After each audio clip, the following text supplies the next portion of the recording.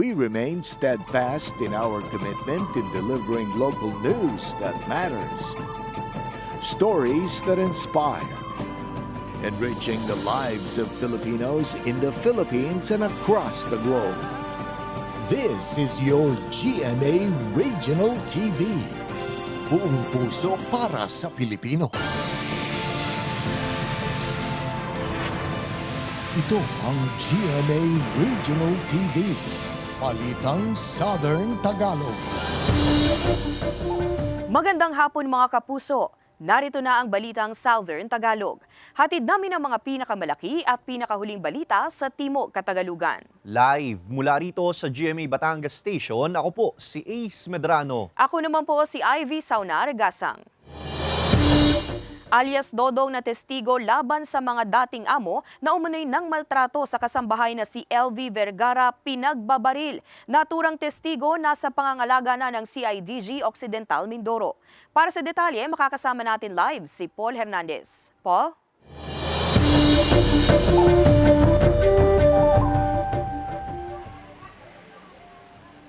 Ivy, tiniyak ng mga otoridad na nasa safe house itong testigo na si alias Dodong.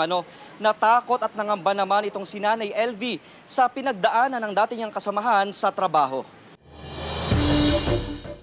Gabi nitong Martes nang pasukin ng hindi pa nakikilalang lalaking umano'y nakabonet ang tinutuluyang bahay ni alias Dodong sa Paluan Occidental, Mindoro. Dumiretso raw ito sa kwarto at saka siya pinagbabaril pero mabilis na nakatakas. Pumasok, tinadyakan daw yung pintuan habang siya is nanonood ng TV. So pinutukan siya, nakaiwas siya, tumalon siya doon sa nakatakas siya, pumunta siya doon sa kabilang bahay. Nagtago siya doon, then pumunta sa bahay ng kanyang amo. Nasa pangangalaga na raw ngayon ng mga otoridad ang biktima pero hindi na idinetalye ng Occidental Mindoro Police ang pinagdalhang safe house kay alias Dodong. Ang sospek, posible raw na siya rin umanong umaaligid sa bahay ng biktima. Kasi nga, yan yung nababantayan na natin mga nakaraang araw na may naghahanap daw sa kanya. Si alias Dodong ang isa sa mga tumayong testigo sa kaso ng pangmamaltrato ng mga dating amo ng kasambahay na si Nanay LV Vergara. Ang nangyari kay Dodong, nagdulot ng pangamba at takot kay Nanay LV. Kuya Dong, salamat at nakaligtas ka sa lahat ng ginawa mo sa akin. Sana mag-iingat ka ulit dyan, mag-iingat ka sana. Kuya Dong, ingat ka lang dyan. At kasunod ng nangyari sa dating kasamahan sa trabaho, humihiling na rin ngayon ng proteksyon at seguridad si Nanay LV sa mga senador. Humihiling na rin ng bagong abogado si Nanay LV. Sana po, Senador Tolentino, sana po bigyan niyo ako ng bagong abogado dahil po ang sabi ng attorney ko, magbibitiw na daw po siya. Hinihiling ko kay Senador Tolentino at kay Jinggoy na bigyan ako ng bagong abogado. Wala pang tugon sa GMA Regional TV, Balitang Southern Tagalog, nang hinga ng pahayag si Senator Francis Tolentino tungkol dito. Chairperson ng Justice and Human Rights Committee si Senator Francis Tolentino. Ivy, samantala sa isang post sa social media ni Senator Francis Tolentino, nangamba rin siya sa sinapit itong testigong ito at gagawa raw sila ng hakbang para maproteksyonan ito. Ivy. Maraming salamat, Paul Hernandez. 35 anyos na lalaki patay matapos pagbabarili ng mga hindi pa nakikilalang sospek sa San Juan, Batangas. Tutukan yan sa report ni Denise Abante. Patay ang 35 anyos na lalaking si Angelito Punzalan, residente ng Barangay Tikalan, San Juan, Batangas, matapos pagbabarilin ng umano'y dalawang hindi pa nakikilalang salarin sa bahagi ng National Highway Barangay Buhay na Sapa sa kaparehong bayan. Sa investigasyon, sakay ng kanyang motorsiklo ang biktima nang tumigil ito sa gilid ng kalsada at bigla na lamang pinagbabaril ng mga suspek. Napag-alaman din ng pulisya na dati nang nakulong sa himpilan ng San Juan ang biktima. Yung victim natin, dati na rin po itong nakulong dito sa station natin. Murder yung kaso niya noon. Papunta ng bayan. Huminto siya doon sa tapat ng entrance ng isang restaurant. May dumating na isang kotse na kulay gray. Huminto at binaril siya. Merong kinuha sa kanya na belt bag. Mabilis umanong nakatakas ang mga sospek sakay ng nasabing kotse matapos ang pamamaril. Ayon sa pulisya, 3 tama ng bala ng kalibre 45 na baril sa dibdib ang tinamo ng biktima na isinugod pa sa ospital ngunit idineklarang dead on arrival. Tingin ng pulisya hindi dumaan sa mga checkpoint ang mga sospek kaya hindi ito nasita ng otoridad. Kasi nga ang checkpoint po natin nasa sa border ng Chaong, Quezon, tsaka sa San Juan. Siguro napag-aralan na rin talaga ng mga salari natin yung lugar. Papalakasin din po natin yung tinatawag natin na Oplan Sita. Inaalam pa rin daw ng pulisya ang motibo sa pagpatay sa biktima. Nagsasagawa na ng backtracking ang pulisya sa mga CCTV footage na posibleng nakahagip sa sasakyan ng mga suspect. Maging watchful po tayo, maging mapagmamatsyag tayo sa paligid natin. Yung mga kahinahinala, pagbigay alam agad kung hindi man sa mga pulis, yung mga barangay tanod natin dyan na nasa area para agad natin maiwasan yung mga ganito mangyayari. Denise Abante, Balitang Southern, Tagalog. Ilang residenteng nakatira malapit sa spillway sa Batangas City nangangambang muling umapaw ang tubig dahil sa naranasang pag-ulan. Nagbabalik sa report si Denise Abante. Pinataasan at nilagyan ng suportang kahoy ni Milanda ang kanilang bahay sa Barangay Paliocan East, Batangas City. Inaabot raw kasi ng baha ang loob ng kanilang bahay tuwing malakas ang ulan. Taong 2020 nang makaranas sila ng lampas taong baha dahil sa pag-apaw ng tubig sa spillway nang manalasa ang bagyong Jolina. Nangangamba raw siya na muli nila itong maranasan. Malakas ho ang ulan, 2 hours po, mahigit. Yun po talaga ibabaha na po. Magliligpit na po ng gamit at ilalagay na ho sa taas at magdadala ho kami ng pagkain, lahat po ng gamit namin pang evacuate po. Hindi rin naman daw sila makalipat sa ibang lugar dahil wala silang ibang malilipatan. Mula pa kasi sila sa Masbate at napatigil sa Batangas City dahil dito nagtatrabaho bilang mason ang kanyang asawa. Mas madali po kasi dito ang buhay, ma'am. Madali pong makahanap ng trabaho po kaysa po uuwi po kami. Mahirap po doon sa amin. Ayon sa Pag-asa, asahan ang pabugso-bugsong pag-uulan ngayong araw sa Batangas. Habagat lang yung nakaka-apekto sa atin, the localized thunderstorm, usually hapon or gabi. Tapos, meron tayong isang minamonitor na low pressure area sa extreme northern Luzon, pero mababa naman ang chance niya na magiging bagyo. Ayon sa pamunuan ng barangay, nasa 3 hanggang 4 na pamilya na lamang ang nakatira malapit sa spillway. Inaayos na raw nila ang mga kailangang dokumento para mailipat na sila bago matapos ang taon sa isang permanenteng pabahay sa tulong ng isang foundation. Yun nga, pinapasok ko sila sa mga institusyon na nagbibigay ng libreng pabahay. Ang kapalit lang nun, mag-serve sila ng oras para mag-construct ng bahay. Awa naman ng Diyos, i-arrest sa mga nadin ng mga bahay. Wala pa naman tayong casualty na naitala din. Patuloy din ang isinasagawang monitoring ng mga otoridad sa posibilidad na muling pag-apaw ng tubig sa spillway sakaling makaranas ng malakas na pag-ulan. Kasama si J.R. Manjares, Denise Abante, Balitang Southern, Tagalog. Mga residente at negosyante sa paligid ng Bulkang Taal nakamonitor sa aktibidad ng bulkan. Samantala, Bulkang Taal hindi kailangang itaas sa Alert Level 2 ayon sa FIVOX. Ang detalye sa report ni Paul Hernandez. Naaaninag sa kuha ng kamera sa Agoncillo, Batangas ang forma ng Taal Volcano kaninang umaga. Kahit ang mga establishmentong nasa paligid ng Bulkang Taal sa Mataas na Kahoy, Batangas, tutok sa nagiging aktibidad ng bulkan. Sa inilabas na bulletin ng FIVOX, 2,400 tons na sulfur dioxide ang ibinuga ng bulkan nitong nakaraang araw. Ang plume o taas ng pagsingaw nito umaabot sa 2,100 meters. Ayon sa ahensya, patuloy pa rin sa pagpapakawala ng volcanic smog o VOG ang bulkan.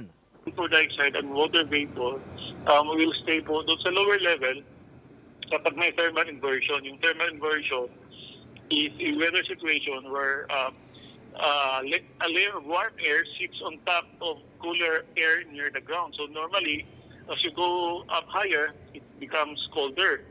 But during thermal inversion, baliktad. Sa kabila ng patuloy na aktibidad ng bulkan, hindi nakikita ng FIVOX na dapat itaas alert level 2 ang status ng Taal. May parameters daw silang tinitingnan para mangyaring maiangat ang antas nito. Hindi po yung indikasyon na maitaas alert level from 1 to alert level 2. There are other parameters that we are looking at before we release alert level 2. Isa dito yung increase in seismicity. Patuloy ang panawagang mag-ingat ang mga residenteng malapit sa Taal dahil sa VOG na nanggagaling dito. Nasa komposisyon daw ng VOG ang mga microdroplet na may volcanic gas na nagdudulot ng iritasyon sa mata at lalamunan. Nagmamas kami, tapos pinalilikas kami ng aming kapitan. Pagka gano'n, edi naghihintay kami ng galing taas at pinapalikas kami dito. Lumilikas agad para hindi kami maepektuhan ng bulkan. Matatandaang nitong mga nakaraang araw lamang, mahigit 30 mga estudyante sa mataas na kahoy ang isinugod sa ospital dahil sa pagkahilo, hirap sa paghinga at pananakit ng lalamunan. Kasama si Buhay Adante Jr., Paul Hernandez, Balitang Southern Tagalog. Good news mga kapuso, naghahanap ang Kapuso Network ng Master Control and VTR Automation Engineer, Technical Assistant, TV Transmitter Technician, Vision Mixer, AM/FM Studio Technician, Electromechanical Engineer at iba pang posisyon na makikita sa inyong TV screen. Para sa kumpletong detalye at sa mga nais mag-apply, bisitahin ang careers.gmanetwork.com.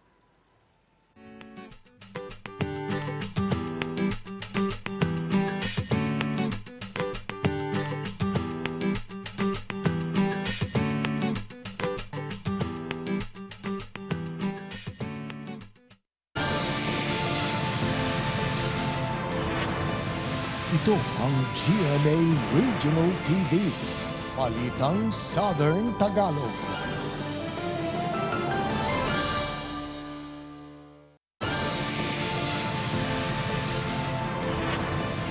Ito ang GMA Regional TV, Balitang Southern Tagalog.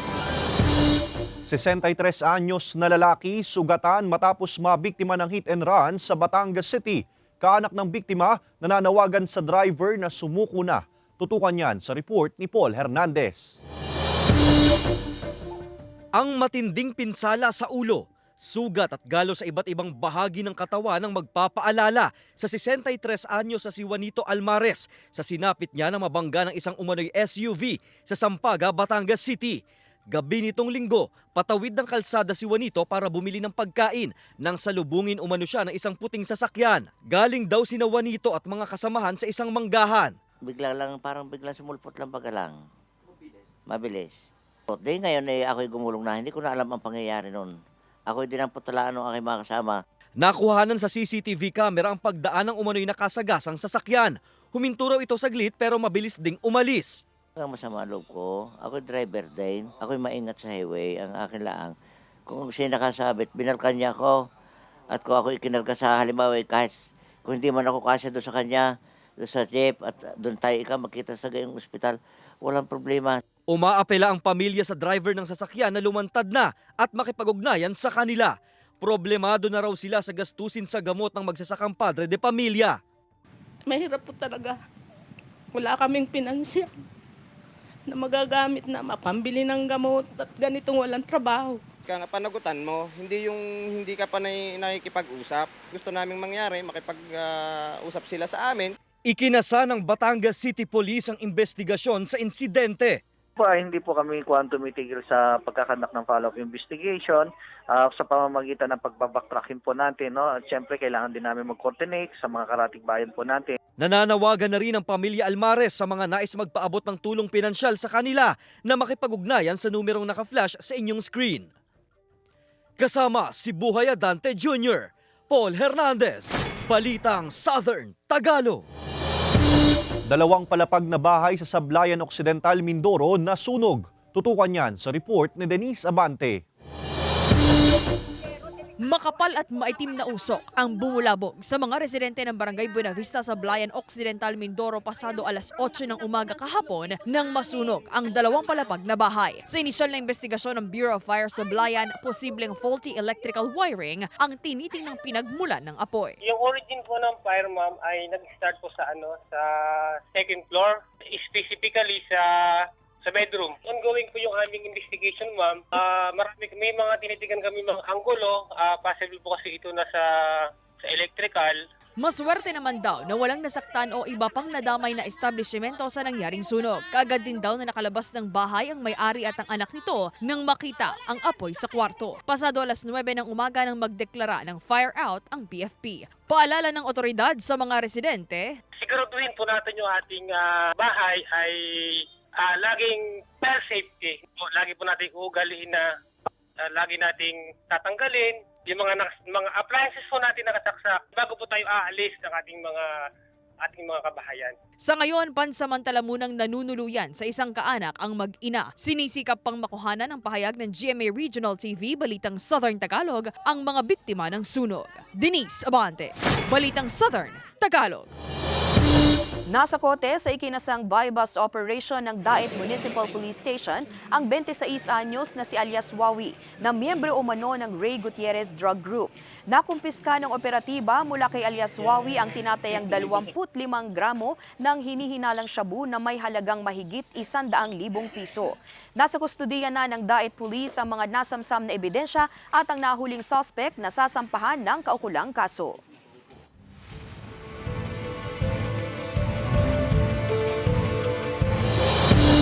Certified and official list ng mga kakandidato sa eleksyon inilabas na ng COMELEC. Narito ang report ni Paul Hernandez. Mahigit isang linggo nang magtapos ang paghahain ng kandidatura para sa Barangay and SK Elections 2023 at pagsasala sa mga COC, ipinaskil na ang Certified and Official List of Candidates ng Commission on Elections o COMELEC sa Batangas City. Sa listahan, 225 ang tatakbo sa pagkabarangay chairman sa lungsod, 1,590 sa posisyon ng barangay kagawad, 203 sa SK chairman at 1,252 para sa SK kagawad. May mga natanggal na rin daw sa listahan ayon sa COMELEC. Considering there were 3,270 several days ago, may mga nag-withdraw before, during, after the filing of the COC. Pwede nang masilip ng mga tatakbo ang pangalan nila sa listahan. Pagkakataon para raw maitama pa kung may pagkakamali sa spelling ng kanilang pangalan. Ang certified list, hindi raw rason para magsimulang magparamdam o mangampanya ang mga ito. Pinaiigting din nila ang COMELEC resolution na kontrabigay. Kahit online campaigning, bawal pa yan. The COMELEC is empowered to look over these things in coordination with several agencies, even digital agencies, the ICT, Bangko Sentral, AMLA, DOJ. Inaasahan pa rin ng COMELEC na sa mga susunod na araw, may mga magwi-withdraw pa ng kanilang kandidatura. Itinakda ng COMELEC ang campaign period mula October 19 hanggang 28, 2023. Kasama si Buhay Adante Jr., Paul Hernandez, Balitang Southern Tagalog. Mga kapuso, bukas, araw ng Huwebes, September 14, makakaranas ng kawalan ng supply ng kuryente ang ilang barangay sa lungsod ng Lipa, Batangas sa pagitan ng alas 9 ng umaga hanggang alas 5 ng hapon. Bunsod ito ng relocation ng mga poste at manual load dropping upang maiwasan ang malawakang brownout. Mga kapuso, maging bahagi ng nangungunang TV and radio network sa bansa. Naghahanap ang Kapuso Network ng mga sumusunod: News Production Specialist, News Program Specialist, Junior Desk Editor, News Assistant Video Journalist, Moving Image Editor at iba pang posisyon na makikita sa inyong TV screen. Para sa kumpletong detalye at sa mga nais mag-apply, bisitahin ang careers.gmanetwork.com.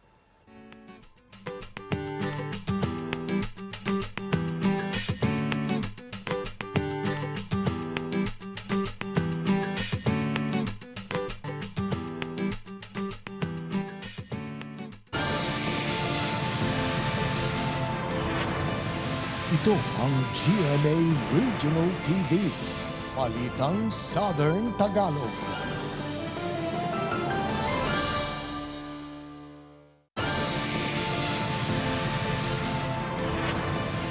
Ito ang GMA Regional TV, Balitang Southern Tagalog.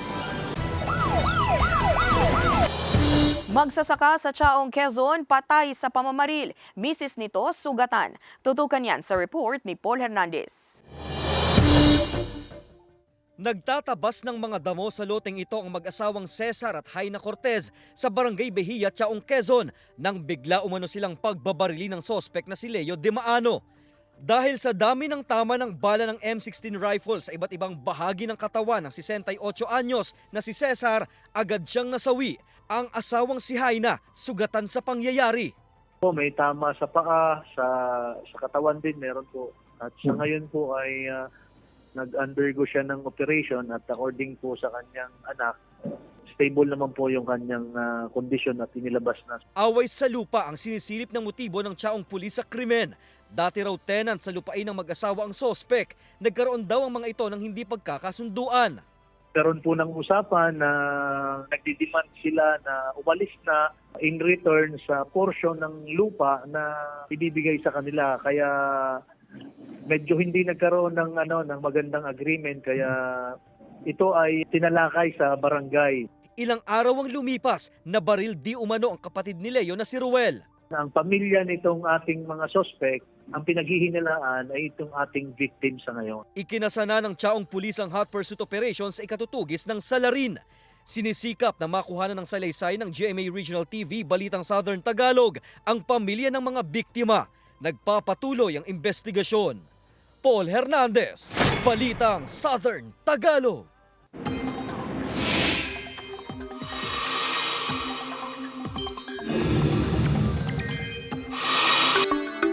Mga kapuso, patuloy na minomonitor ang low pressure area sa loob ng Philippine Area of Responsibility. Huli itong namataan, 610 kilometers, silangan ng Itbayat, Batanes, at ayon sa Pag-asa, nananatiling mababa ang tsansa nitong maging bagyo. Pero yung trough ng LPA at ang pinalalakas nitong habagat pa rin ang nagpapaulan o magpapaulan sa ilang bahagi ng bansa. Base sa datos ng Metra Weather, uulanin ang Calabarzon at Mimaropa, lalo ng Mindoro at Palawan. May mga pagulan din sa iba pang bahagi ng bansa, kabilang ang Visayas at malaking bahagi ng Mindanao. Mga kapuso, bukas, araw ng Huwebes, September 14, makakaranas ng kawalan ng supply ng kuryente ang ilang barangay sa mga bayan ng Rosario at Padre Garcia, Batangas sa pagitan ng alas 9 ng umaga hanggang alas 5 ng hapon. Bunsod ito ng relocation ng mga poste at manual load dropping. Palalang muli mga kapuso, bukas po araw ng Huwebes ay makakaranas ng kawalan ng supply ng kuryente ang ilang barangay sa lungsod ng Lipa, Batangas naman sa pagitan ng alas 9 ng umaga hanggang alas 5 ng hapon. Bunsod ito ng relocation ng mga poste at manual load dropping upang maiwasan ang malawakang brownout. Dalawang lalaking umano'y holdapper arestado sa Laguna. Ang detalye sa report ni Denise Abante. Hawak na ng pulisya ang dalawang lalaki na kinilalang sina Jeffrey Panayas, 33 anyos, residente ng Calamba City, Laguna, at Michael Mondigo, 28 anyos, residente ng Cabuyao City, Laguna. Nagplano umanong mang-hold up ang dalawa, pero sa tulong daw ng isang informant, nalaman ito ng pulisya. Nagkandak po kami ng entrapment operation sa barangay Ditapo. Ito pong aming isang pulis na nakapain po namin nilapitan po at tinutukan po ng ice pick at nag-declare po ng hold up at gusto pong agawin yung cellphone. Nakipagpambuno pa umano ang pulis at tumumba si Panayas na kaagad tinulungan ng isa pang suspect na si Mondigo at mabilis umanong nakatakbo bago pa makalapit ang iba pang kasama ng pulis. Muling nagsagawa ng magkahiwalay na hot pursuit operation sa lungsod ng Cabuyao at Calamba na nagresulta sa pagkaaresto ng dalawa. Ayon sa pulisya, napag-alamang may mga dati na ring kaso ang mga ito. Robbery, at saka carnapping, at saka may frustrated homicide pa. Inihahanda na ngayon ang kasong attempted robbery laban sa mga suspect. Huwag po tayong magtatambay sa lugar po na sa tingin natin ay walang tutulong po sa atin. Pag nakaramdam po kayo na tumakbo po kayo, tumawag po agad kayo ng mga barangay o kaya pulis o humingi ng tulong sa paligid po natin. Sinusubukan pa ng GMA Regional TV Balitang Southern Tagalog na makuhanan ng pahayag ang mga naarestong suspect. Denise Abante, Balitang Southern Tagalog. Magamang Isko Moreno at Joaquin Dumagoso kasama sa cast ng Black Rider. Samantala, Aidan Veneracion ibinahagi ang kanilang bonding moments sa set ng Royal Blood. Narito ang report ni Hazel Alviar. Balik teleserye si Yorme Isko Moreno at sa pagkakataong ito ay makakasama niya ang kanyang anak na si Joaquin Dumagoso kasama ang mag-ama sa mga bibida sa upcoming series na Black Rider. Malapit daw sa puso ni Isko ang kanyang gagampanang role bilang isang tumutulong sa mga naapi habang kinakabahan naman daw si Joaquin na maka-eksena ang kanyang ama. Gagampanan ng dalawa ang role bilang mag-ama sa serye. Ilang litrato naman kasama ang ilang cast ng Royal Blood ang ibinahagi ni Aidan Veneracion sa kanyang social media account. Ito raw ang kanilang bonding moments habang naghihintay sa kanilang mga eksena. Kapansin-pansin sa mga ibinahagi niyang larawan ang maganda nilang samahan ng kapwa niya Sparkle Star na sina Princess Aliyah at James Graham. Samantala sa Royal Blood, ilang mga sekreto pa ang mabubunyag dahil malalaman na ni Tasha at magkakapatid na Royales ang nakaraan ni Napoy at Diana. Malalaman na rin ng mga tao sa mansyon ang tunay na relasyon ni Emil at Manang Cleofe. Ang mga revelasyong yan abangan sa Royal Blood pagkatapos ng maging sino ka man. Hazel Alvior, Balitang Southern Tagalog.